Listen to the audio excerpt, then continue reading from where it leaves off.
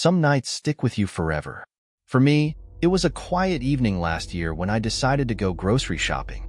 I enjoy shopping late at night, around 11 p.m., because the store is calm, almost serene, with only a handful of customers. That particular night, I expected nothing more than a peaceful trip to pick up some essentials. Instead, it became one of the scariest experiences of my life. The store was large, with aisle after aisle of everything you could need. I started in the produce section, leisurely filling my cart, and then made my way through the other aisles. With so few people around, I moved quickly, enjoying the calm atmosphere. After about 20 minutes, I was nearly done, just a few items left on my list. I was in one of the middle aisles when I heard a sudden, loud crash from the next aisle over. It startled me, breaking the silence of the store and echoing down the empty rows. Curious, I left my cart where it was and walked toward the sound. When I turned the corner, I saw a mess. Items scattered across the floor, as if someone had swept them off the shelves in one angry motion. At the far end of the aisle, I caught a glimpse of someone sprinting away. It was a man, dressed in jeans and a plain gray shirt. I only saw his back before he disappeared around the corner, but something about the way he moved unsettled me. I looked at the mess on the floor and decided to clean it up. It didn't take long, maybe 2 or 3 minutes to put everything back on the shelves. As strange as it was, I tried not to overthink it. Maybe it was an accident or a prank. Either way, I returned to my cart and continued shopping. I moved to the dairy section, one of the last stops on my trip. As I was picking out yogurt, I noticed someone in the far corner of the store. It was the same man. He stood still, almost lurking, and my unease grew. I focused on grabbing what I needed, hoping he wouldn't notice me. But then, out of nowhere, he walked up to a display of canned drinks and shoved it with all his strength. The entire display toppled over, cans clattering loudly to the floor. Drinks rolled across the aisle, though none spilled. My stomach tightened as I realized this had to be the same person who caused the mess earlier. The man walked away quickly, not looking back. I decided to avoid him entirely. I finished grabbing my items and saw a store employee heading toward the mess. When he asked if I'd seen what happened, I explained everything, including the earlier incident. The employee shook his head in disbelief and went to clean up the display. I headed to the checkout, eager to leave. The lanes were nearly empty, so I quickly paid for my groceries and made my way outside. The parking lot was quiet, dimly lit, and sparsely populated with cars. As I approached my vehicle, I felt a chill run down my spine. I heard footsteps behind me, quick and deliberate. I turned around, and there he was, the same man, walking aggressively toward me. His posture and pace made it clear he wasn't coming over to apologize or ask for help. My heart pounded as I picked up my pace, desperate to reach my car. I made it to the back of my car just as the man caught up. He stopped, standing across from me with only my shopping cart between us. "Hey," I said, trying to stay calm. He smiled, but it wasn't friendly. "Give me your car keys," he demanded. "I need them." His words sent a jolt of fear through me. "No," I said firmly, trying to mask my panic. He didn't like my answer. Grabbing the sides of my cart, he shoved it violently, knocking it over and spilling my groceries onto the pavement. The noise startled me, but it also gave me the opening I needed. I turned and bolted for the driver's side door, fumbling with my keys. The man scrambled to follow, but the fallen cart slowed him down just enough. I unlocked the door, jumped in, and slammed it shut, locking it immediately. The man reached my car seconds later, banging on the window with his fists. His face was inches from mine, twisted in frustration. I started the engine, threw the car into reverse, and backed out as fast as I could, accidentally hitting the cart in the process. As I sped out of the parking lot, I looked in my rearview mirror. The man stood there, watching me leave. My hands trembled as I grabbed my phone and called the police, reporting everything that had happened. The officers promised to check the parking lot, but I wasn't going back to retrieve my groceries. I had to go shopping again the next day, but I was just grateful to have escaped unharmed. What do you think drives people to act so recklessly and aggressively toward strangers? Should stores increase security measures to protect customers late at night? And how would you have handled this situation differently? Working at my family's small grocery store has always been a part of my life. My parents started the business back in the late 1980s, and I grew up in its aisles, learning the ins and outs of running a store. By the time I was 14, I officially joined as an employee. Over the years, I've handled just about every task you can imagine, from running the register to stocking shelves. Most shifts are uneventful, but one night a few years ago changed how I see working alone forever. It was just after 8 p.m. on a quiet weekday night. I was the only employee on duty, as I'd sent my coworker home earlier at 7:30. The store didn't get much traffic that late, and I was confident I could handle the final hour alone. Between 8 and 8:30, only 2 customers had come through, each buying a couple of items before leaving. By 8:40, the store was completely empty, until a man walked in. I only caught a glimpse of him as he entered, dressed in a plain jacket and jeans. He made his way down one of the first aisles and disappeared from my view. I didn't think much of it. Customers often browsed for a while before heading to the checkout, and with the store closing at 9 p.m., I expected him to grab what he needed and be on his way. I waited at the front counter, organizing a nearby shelf to pass the time. The minutes ticked by, and at 9 p.m., I made an announcement over the intercom. The store is now closed. Please bring your items to the front for checkout. I waited, but the man didn't appear. 5 minutes later, I made another announcement, just in case he hadn't heard the first. Still, no response. At this point, I decided to look for him. The store wasn't very large, so it didn't take long to check each aisle. I walked up and down every row, but the man was nowhere to be found. I assumed he must have left while I was organizing earlier, and I simply hadn't noticed. Relieved, I locked the front doors and began my nightly closing duties. I swept the floors, tidied the shelves, and prepared everything for the next day. Just as I finished locking the doors, I heard it, a faint sound from the far end of the store. It was the unmistakable noise of footsteps. The store was dead silent, so even the quietest sounds felt amplified. My heart raced as I stood frozen, straining to listen. I called out, "Hello? We're closed. Is someone there?" No response. I didn't want to, but I knew I had to check it out. I slowly made my way toward the back of the store, my footsteps echoing unnervingly in the empty aisles. Each row I checked was empty, but as I got closer to the noise, I heard the footsteps again, this time from the next aisle over. I called out again, trying to sound more approachable. "If you have something to buy, I can still ring you up at the front." Still, nothing. Then, as I reached the end of one aisle, I saw him. The same man who had entered the store earlier stood at the far end, staring directly at me. For a moment, neither of us moved. Then he started walking toward me. At first, I thought maybe he was heading to the checkout, but after a few steps, his pace quickened until he was sprinting straight at me. Panic flooded my mind, and I turned and ran. I bolted to the front of the store, heart pounding, and ducked into a small employee hallway. Our break room had a door that locked, and I slammed it shut, locking it behind me just in time. Seconds later, I heard him outside the door. He tried the handle, but when it didn't budge, he walked away. I shouted through the door, "I'm calling the police. You'd better leave." My hands trembled as I dialed 911, explaining everything to the dispatcher. As I waited, I heard his footsteps moving around the store. Occasionally, the sound stopped, then resumed, as if he was checking each aisle. Then, finally, everything went silent. When the police arrived, I emerged from the break room to meet them. Together, we searched the store, but the man was gone. He must have slipped out a side door or found another way to escape. The officers found a few signs of his presence. Some items knocked off shelves, and the cash register emptied of around $100. I was shaken but grateful it hadn't been worse. I stayed at the grocery store, and nothing like this has happened again since that night. But I still wonder, what was his plan? Was he simply there to steal? Or did he have something more sinister in mind? What do you think? Should small businesses implement more security measures, especially for employees working alone at night? And if you were in my shoes, how would you have handled the situation differently?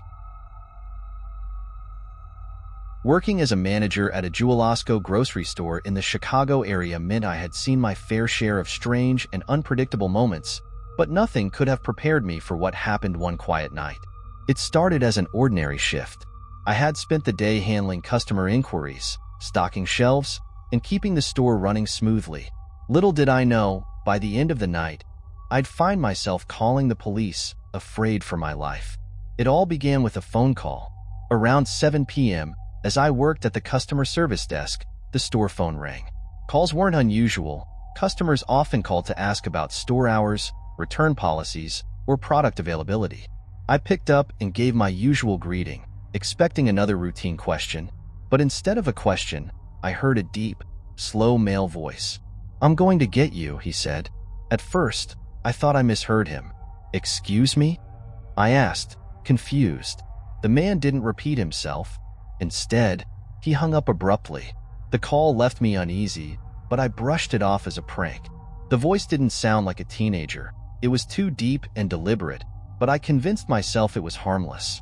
Prank calls weren't uncommon, and I figured it was just someone trying to get a reaction. As the evening went on, the store grew quieter. By 10 p.m., most employees had gone home, leaving only a skeleton crew behind. The aisles were nearly empty, and I returned to the customer service area to wrap up the day's work. That's when the phone rang again. I answered, and the same voice greeted me. "I'm inside the store," he said. My stomach dropped. "Who is this?" I demanded, but he hung up again before I could get any answers. This time, the call felt different. The man's words played over and over in my mind. Was he joking? Or could he really be here? I scanned the store from the service desk, but all I saw were a handful of shoppers finishing their errands. Trying to calm my nerves, I told myself it was just another prank, and I returned to my tasks. At 11:30 p.m., with only a few minutes left before closing, the phone rang again. Annoyed, I picked it up and demanded, "Look, you've had your fun. Stop calling. We're running a business here." The voice on the other end paused for a moment before replying, "Calm down. My name?" Hearing him say my name sent a chill down my spine. How did he know it? My name tag, I realized. If he had been in the store, he could have easily read it. The man hung up again, leaving me shaken but determined to finish my shift. By midnight, the store was locked, and I was ready to go home. As I walked through the empty parking lot to my car, my personal cell phone rang. The number was unfamiliar, but curiosity got the better of me, and I answered. The same voice came through. "I'm on my way to your house. See you there." My heart raced. How did he get my cell phone number? I tried to convince myself it was still some elaborate prank, but my gut told me otherwise. When I reached my street, I noticed something unusual. A car was parked in my usual spot in front of my house. The neighborhood was quiet, and that spot was almost always empty. I slowed down, peering into the vehicle as I drove past. No one was inside. I parked farther down the street, uneasy about going inside. As I turned my car around to leave, my headlights illuminated the bushes near my front door. A figure moved, ducking further behind the shrubs. Panic set in. I didn't wait to see what he would do. I drove away and called 911, reporting everything to the dispatcher. Moments after hanging up, my phone rang again. "Come back to your house," the man said. His tone was calm but menacing. Before I could respond, he hung up. When the police arrived, they found him hiding under my back deck. As they brought him out, I recognized him immediately, a former employee from Jewel-Osco. He had been fired a few months earlier, and though I hadn't been involved in the decision, he must have blamed me. The police told me he'd been stalking me for weeks. Somehow, he'd gotten my personal information and decided to target me. Thankfully, he was arrested that night, but the experience left me shaken. What would have happened if I hadn't noticed him? Why do people resort to such dangerous, irrational behavior? And should workplaces do more to protect employees from potential threats like this? Childhood memories often have a magical quality. Those simple, everyday moments that seemed like adventures when we were kids. But some memories aren't magical at all. Some stay with you for an entirely different reason. Like the time I had an encounter with a man who gave me a creeping sense of unease that I still can't shake to this day. It was around 2003, and I was about 6 years old. My family lived a simple life, and trips to the grocery store were a regular part of our routine. My mom often took me and my older sister, who was about 10 at the time, to a local store called Rainbow Foods. It was the kind of place that felt cozy, familiar, and safe. At least, that's what I thought back then. On this particular day, we arrived at the store mid-morning. My dad was at work, as usual, so it was just my mom, my sister, and me. Grocery shopping wasn't exactly thrilling for kids, but we made the best of it. My sister and I would beg our mom to buy candy or snacks, even though we knew the answer was usually no. Still, we loved wandering through the candy aisle, marveling at all the colorful packages and imagining what they might taste like. After entering the store, my mom began shopping in the produce section before moving into the middle aisles. My sister and I asked if we could go look at the candy, and my mom, trusting my sister to watch me, agreed. The store was quiet, with only a handful of other shoppers. It felt like we had the place to ourselves as we made our way to the candy aisle. For a while, everything was normal. My sister and I scanned the shelves, pointing out our favorite candies and discussing which ones we'd choose if Mom miraculously said yes. But after a few minutes, I realized my sister was no longer next to me. She must have wandered off to another aisle, maybe to look at the chips or snacks nearby. I stayed put, continuing to browse the candy. Then, out of the corner of my eye, I noticed someone enter the aisle. At first, I thought it was my sister, but when I looked over, I froze. It was a man, short and heavy-set, wearing a big red clown nose and a rainbow-colored clown wig. He wasn't wearing any other clown gear, just normal clothes, which made the whole thing even weirder. His face wasn't painted, but he was staring directly at me with an unsettling grin. He waved. I was a shy kid and didn't particularly like clowns, but I wasn't terrified of them either. Still, something about this man felt off. I hesitated before giving him a small, polite wave back, hoping he'd move on. Instead, he stood there, continuing to smile and wave, as if waiting for something. Then, he started walking toward me. A strange, uncomfortable feeling crept over me. I didn't think he was going to hurt me. I didn't even understand the concept of danger at that age, but I didn't like the idea of him getting any closer. I thought maybe he'd try to perform some sort of clown trick, and the idea of interacting with a stranger made me want to hide. Before he could reach me, the man stopped abruptly, turned around, and walked out of the aisle. Relieved, I stayed put until my sister returned a minute later. When she came back, I told her about the man in the clown wig. She didn't seem too concerned, but we decided to go back to our mom anyway. We stuck by her side for the rest of the shopping trip, not venturing away again. As we waited in the checkout line, I wandered a little, bored as my mom paid for our groceries. That's when I saw him again. He wasn't wearing the wig or the clown nose anymore, but it was definitely the same man. He was standing at the far end of a random aisle, partially hidden behind the shelves. When he saw me looking, he smiled that same unsettling grin and waved at me again. This time, I didn't wave back. I quickly turned and hurried back to my mom, staying as close to her as possible until we left the store. We shopped at Rainbow Foods many times after that, but I never saw the man again. Looking back, I can't help but feel a sense of unease about the entire encounter. Why was he dressed like that? Why did he start walking toward me, only to stop and leave? Was he planning something, and did someone else's presence stop him? Even as an adult, I still think about the creepy grin he gave me. My theory is that he might have been planning to abduct me but was scared off by someone else coming into the aisle. What do you think? Was he just an eccentric man trying to entertain kids, or could his intentions have been more sinister? And how should parents handle situations like this, where something feels wrong but isn't necessarily illegal? Living in Southern California, right in the heart of Los Angeles, always had its own unique challenges and experiences. But there's one experience from my time there that still haunts me. I moved to LA a few years ago, renting a house with my roommate Jenna. We met shortly after I moved, and we quickly became close friends. Together, we found a cozy 2-bedroom place, and although things were usually calm and peaceful, there was one incident that left me questioning how well I truly knew the people around me. It was just a typical evening when I decided to stop by Ralph's, one of my regular grocery stores. It was around 7 or 8 p.m., and I had run out of a few essentials. I had been so busy lately that I hadn't had time to shop, and the fridge was looking pretty bare. The store was fairly busy when I walked in, but it was nothing out of the ordinary for a weekday evening. I grabbed a shopping cart and started making my way through the aisles, my phone in hand with a list of things I needed. I'm usually very focused when I shop, so I don't tend to pay much attention to the people around me. I moved quickly from one aisle to the next, ticking things off my list. After about 20 minutes, I was nearing the end of my shopping when a woman approached me out of the blue. "Excuse me," she said, and I looked up at her, curious. She seemed kind enough, but there was an odd concern in her eyes. She asked, "Do you know that man over there?" I glanced in the direction she was looking and saw a man standing at the far end of the aisle. He was wearing a black t-shirt and a black hat, looking down at some items on the shelves. I hadn't noticed him before, and I told the woman that I didn't know who he was. Her next words sent a shiver down my spine. "Well, I could be wrong," she said cautiously, "but he seems to be following you around the store."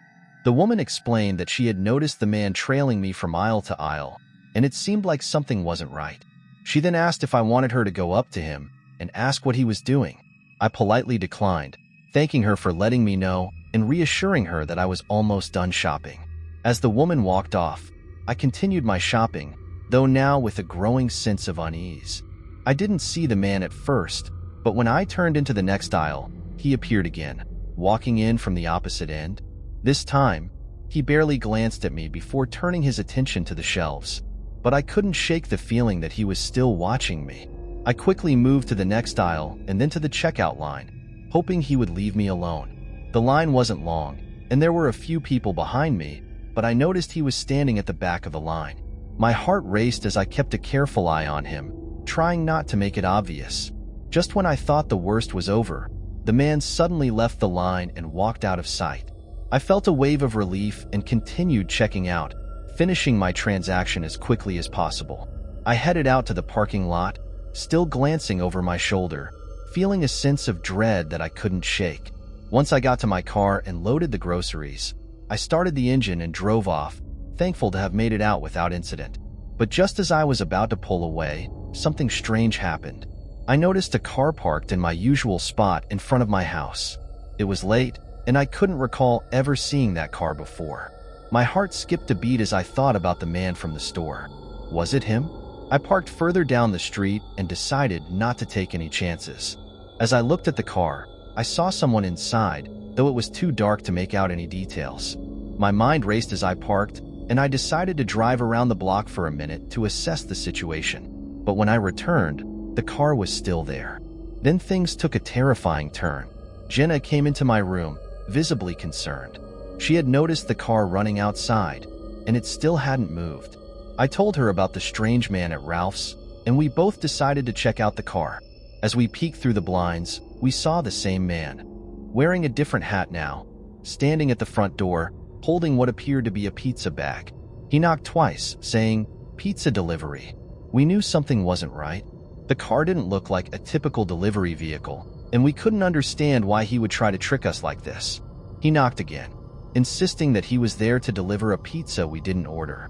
Desperate, he tried to open the door, but it was locked. He paused for a moment, then walked around to the back of the house.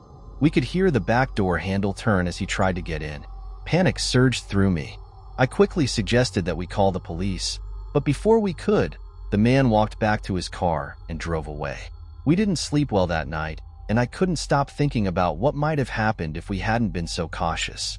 Why would someone go to such lengths to follow me around, lie about a pizza delivery, and then try to enter my home? Was it just an elaborate prank, or did he have more sinister intentions? What do you think? How far would you go to protect yourself in a situation like this? And do you believe that some people's odd behavior might be a sign of something deeper or more dangerous?